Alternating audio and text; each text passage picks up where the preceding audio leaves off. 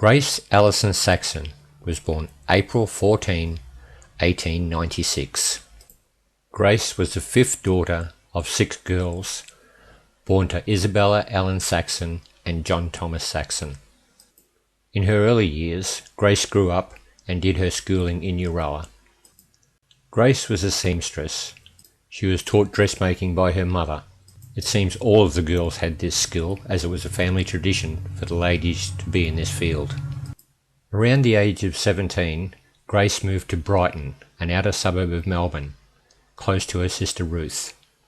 Even during this time of her move away from home, she wrote regularly to her brothers off at war and regularly paid visits back to her home in Euroa.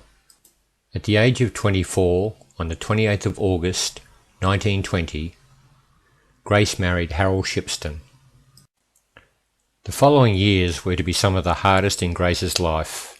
She and Harold had a chook farm. It was not successful, as it was the time of the Depression.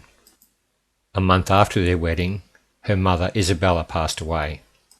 In a year's time, they were to have their first of 5 children, being Donald Saxon Shipston, then Kenneth John Shipston, Doris, Lorraine, and Ruth. Grace had inherited her mother's tenacity and determination to achieve. Over the years to come, she was to have successfully raised her children, and she was the driving force in seeing Harold become the Mayor of Moorabbin. During the late 40s, the 50s, and early 60s, she was to be on the board or chair, serving the community.